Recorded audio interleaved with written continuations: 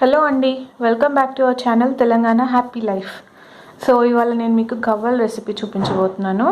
So ఇది 1 kg packet మైదా అండి. నేను దీంట్లో ఆల్రెడీ హాఫ్ ఒక ఇత్తడి గిన్నె లైక్ బౌల్లో పోసాను. అండ్ ఇక్కడ ఏంటి అక్టోబర్ 21 అని ఉందా అనుకుంటున్నారా? ఏం లేదండి, నార్మల్గా మనం గ్రాసరీస్ తెస్తాం కదా, తెచ్చినాక వెంబడే ఇక్కడ ఎక్స్పైరీ డేట్ అనేది ఎక్కడో చిన్నగా రాసి ఉంటాయి కదా.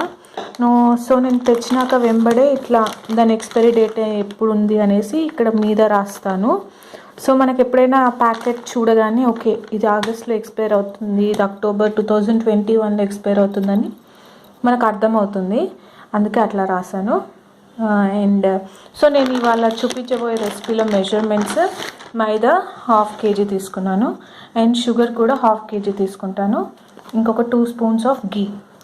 అండ్ నా దగ్గర గవ్వల కర్ర లేదండి, సో నేను ఫోర్క్ యూజ్ చేస్తున్నాను గవ్వలు చేయడానికి. So let's go. సో ఈ 1/2 kg పిండిలోకి నేను ఒక 2 spoons ఆఫ్ గీ వేస్తున్నాను. నార్మల్గా రూమ్ టెంపరేచర్లో ఉన్న గీ 2 spoons. అండ్ దీన్ని ఫస్ట్ మంచిగా మిక్స్ చేసుకోండి. సో చూస్తున్నారు కదా, పిండిని మంచిగా నెయ్యితో మిక్స్ చేశాను.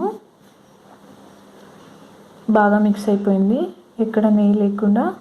అండ్ ఇప్పుడు దీంట్లో మనం వాటర్ యాడ్ చేసుకుందాము.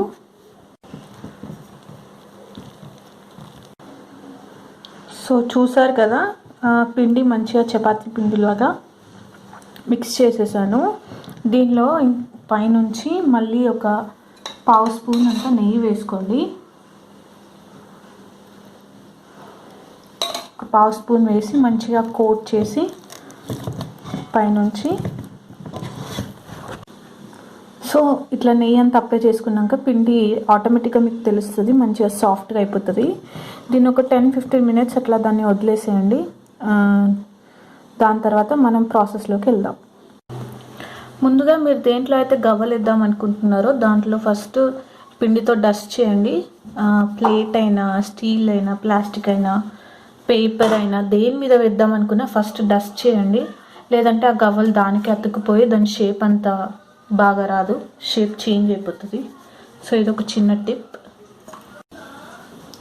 సో ఫోర్క్ ఉంటుంది కదా, దాన్ని ఇట్లా బ్యాక్ సైడ్ తిప్పేసి సో ఇలా ముందుగానే చిన్న చిన్న ముద్దలుగా చేసుకొని పెట్టుకోండి. మన గులాబ్ జామ్ చేసుకుంటాం కదా, దానికన్నా కాస్త చిన్న సైజు.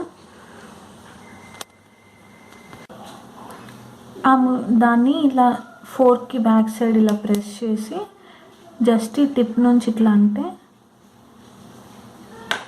ఇట్లా వచ్చేస్తుంది. అంతే, సింపుల్ అండి.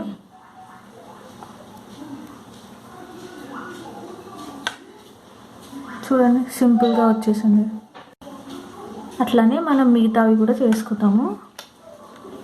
ఒక్కసారి చేస్తే ఇంకా అదే ఫాస్ట్గా అయిపోతుంది. స్టార్టింగ్ ఒకటే కొంచెం ప్రాబ్లం అనిపించవచ్చు మీకు కొత్తగా కాబట్టి ఫోన్లో.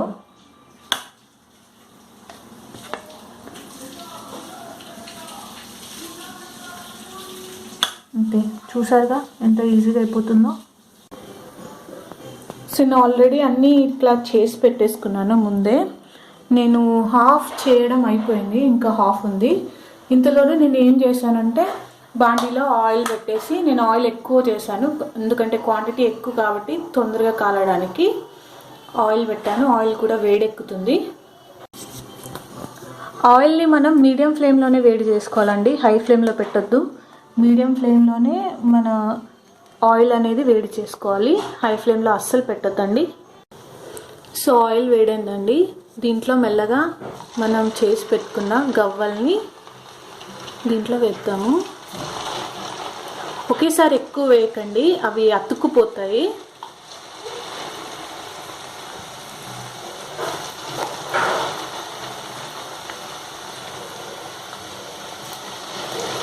ఇంకా ఒకసారి వేయగానే మన మంటని మొత్తం లో ఫ్లేమ్లో పెట్టుకోవాలి.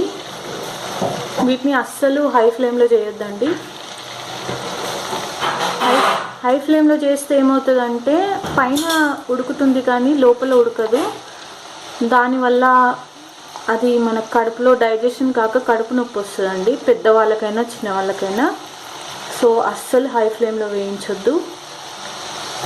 ఇది మాత్రం కంపల్సరీ ఫాలో అవ్వాల్సిన టిప్. సో వన్స్ అవి కాగితే ఆటోమేటిక్గా ఇట్లా అవే సెపరేట్ అయిపోయి పైకి తేలుతాయండి.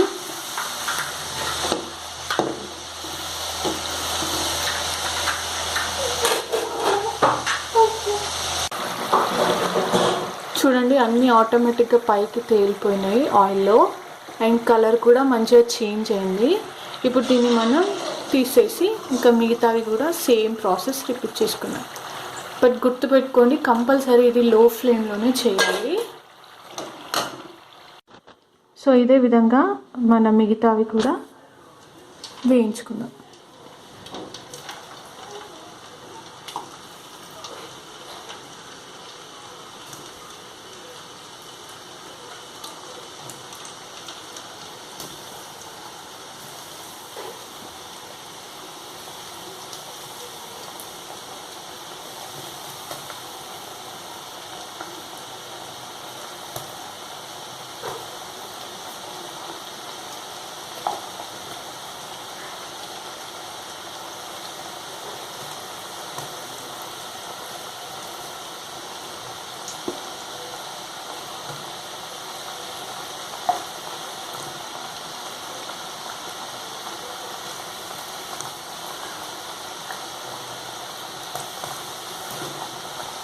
అంతే అండి, ఎక్కువ వేసుకోవద్దు.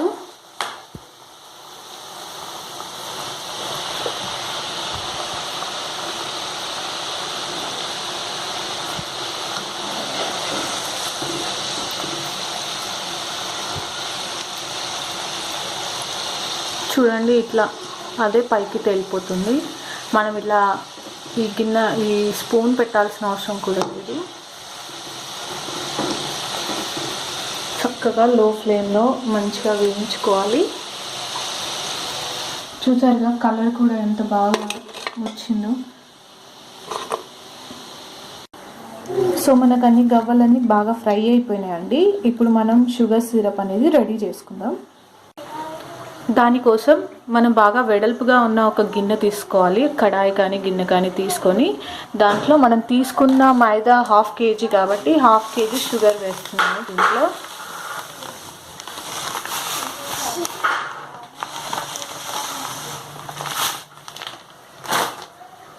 అండ్ దీంట్లో ఒక 1 glass ఆఫ్ వాటర్.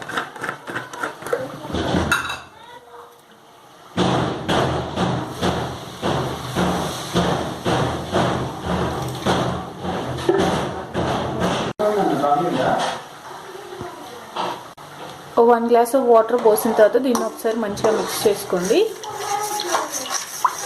మిక్స్ చేసి దీన్ని వేడి కానివ్వండి. సో పాకం మంచిగా బాయిల్ అవుతుందండి. నార్మల్గా మనం గులాబ్ జామ్ కానీ రస్మలై కానీ అరిసెలు కానీ లేదా ఇట్లా గవ్వలు కానీ ఏది చేసినా కానీ పాకం కోసం మనం కాస్త ఇట్లా వెడల్పుగా ఉన్న గిన్నెలోనే పెట్టుకోవాలి. ఇంకో విషయం ఏంటంటే వీటన్నిటిని స్వీట్కి సంబంధించి ఏదైనా కానీ బాదుషా అయినా కానీ మనం ఇట్లా లో ఫ్లేమ్లోనే దాన్ని వేయించుకోవాలి. అండ్ వెడల్పు గిన్నెలో పాకం పట్టుకోవాలి. ఇట్లా చేయడం వల్ల ఏంటి అంటే మనం ఇది పాకం వచ్చిన తర్వాత దీంట్లో అన్నీ వేస్తాం కదా, గవ్వలు కానీ ఇవన్నీ వేసినప్పుడు కిందవన్నిటికి పాకం బాగా పట్టుకొని మెత్తగా అయిపోతాయి. పైన వాటికి పాకం సరిగా పట్టదు అన్నమాట. సో వెడల్పు గిన్నెలో వేసుకుంటే ఏమవుతుందంటే ఈజీగా మిక్స్ చేయడానికి ఉంటుంది. పాకం అనేది అన్ని గవ్వలకి ఈజీగా స్ప్రెడ్ అయిపోయి మంచిగా పట్టుకునేలాగా ఉంటుంది అన్నమాట. అందుకే పాకానికి ఎప్పుడు వెడల్పు గిన్నెనే తీసుకోవాలి. సో ఇక్కడ మనకి తీగ పాకం అనేది వచ్చేసిందండి. ఇప్పుడు ఇంకా స్టవ్ ఆఫ్ చేసేసి మనం ఏమైతే గవ్వలు చేసుకున్నామో అవి దీంట్లో వేసుకున్నాం.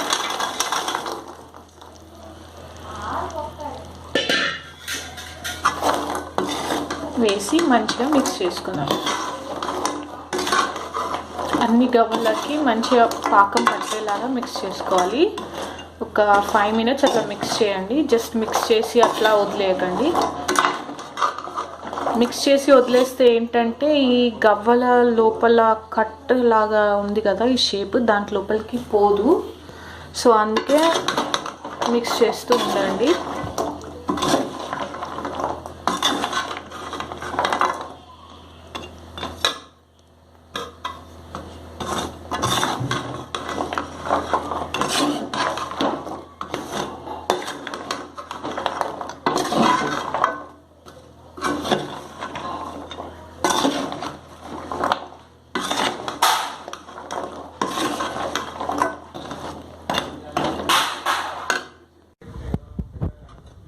చూడండి మంచిగా కోట్ అయిపోయినాయి గవ్వలకి. సో ఇప్పుడు వేడిగా ఉంది కాబట్టి కాసేపు ఇట్లా కలుపుతూ ఉండండి. దీన్ని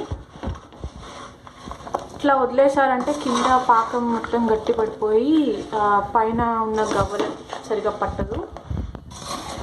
అదే మీరు చిన్న గిన్నెలో చేశారనుకోండి ఇట్లా ఈజీగా కలపడానికి వీలు ఉండేది కాదు. అందుకోసమే వేడల్పు గిన్నె తీసుకోవాలి.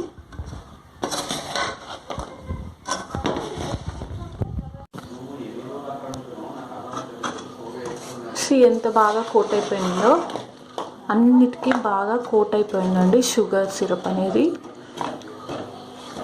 ఇంకంతే, దీన్ని కాస్త చల్లారనిచ్చి మనం తినేయడమే. చూడండి లోపల కూడా ఎంత బాగా కుక్ అయిపోయిందో. అంతే అండి, సింపుల్ రెసిపీ.